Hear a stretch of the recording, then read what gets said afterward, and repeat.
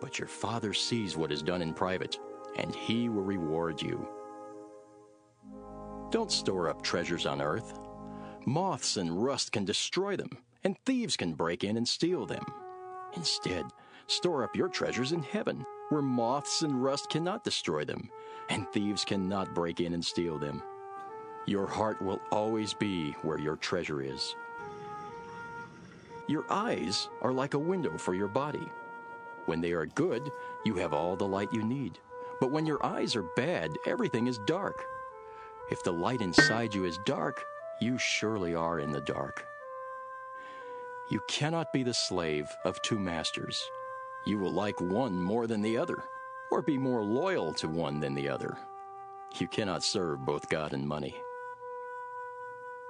I tell you not to worry about your life.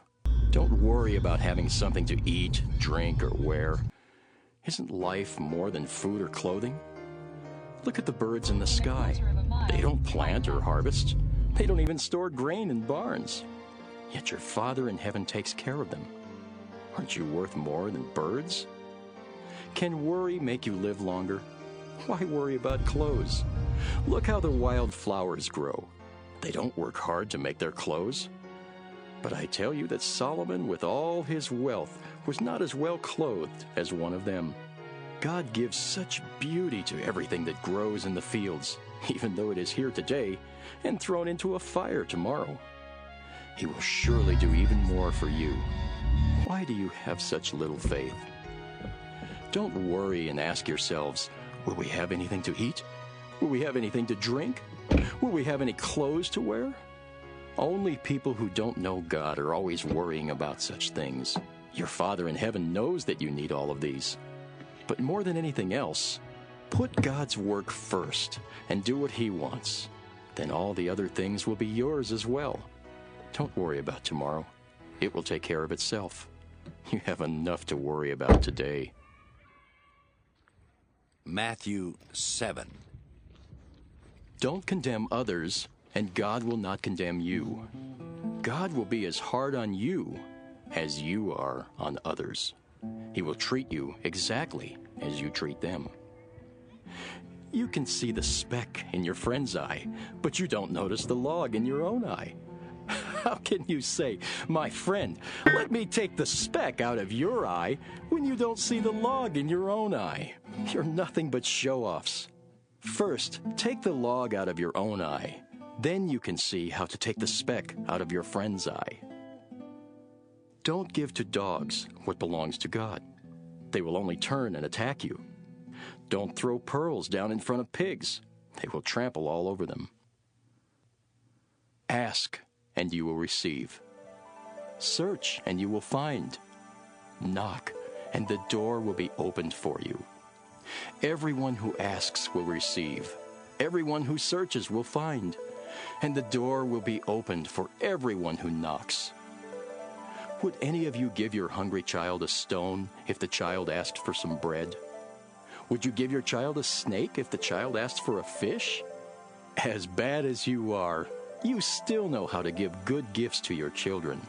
But your heavenly Father is even more ready to give good things to people who ask. Treat others as you want them to treat you. This is what the law and the prophets are all about.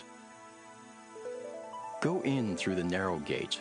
The gate to destruction is wide, and the road that leads there is easy to follow. A lot of people go through that gate, but the gate to life is very narrow. The road that leads there is so hard to follow that only a few people find it. Watch out for false prophets. They dress up like sheep, but inside they are wolves who have come to attack you. You can tell what they are by what they do. No one picks grapes or figs from thorn bushes. A good tree produces good fruit, and a bad tree produces bad fruit. A good tree cannot produce bad fruit, and a bad tree cannot produce good fruit.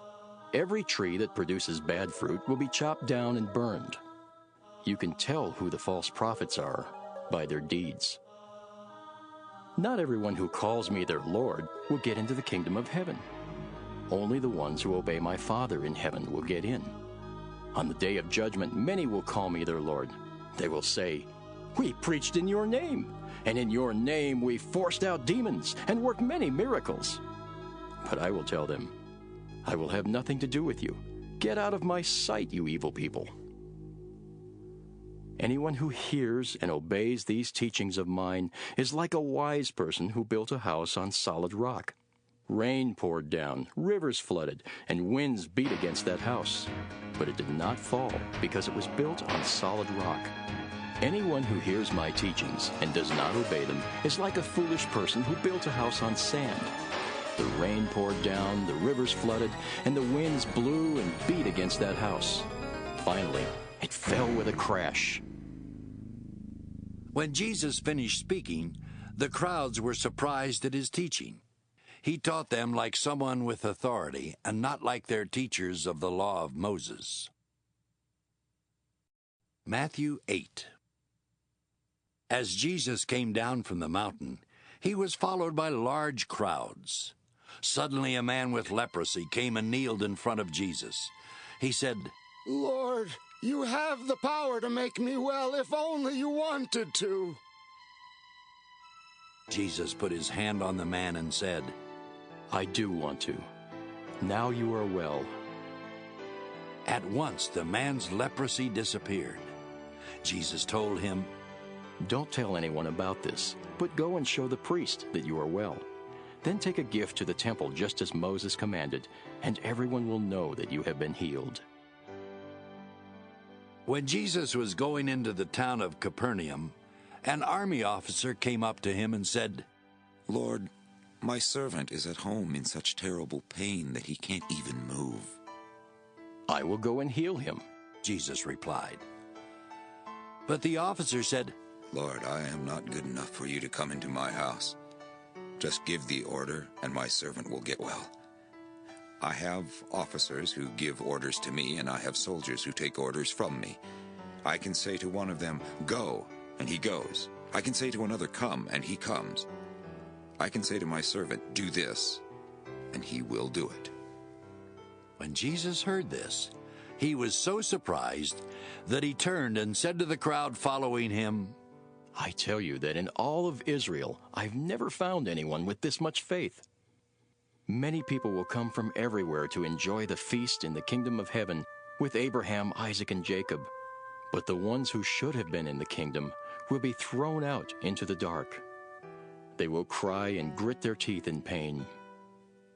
Then Jesus said to the officer, You may go home now. Your faith has made it happen. Right then his servant was healed.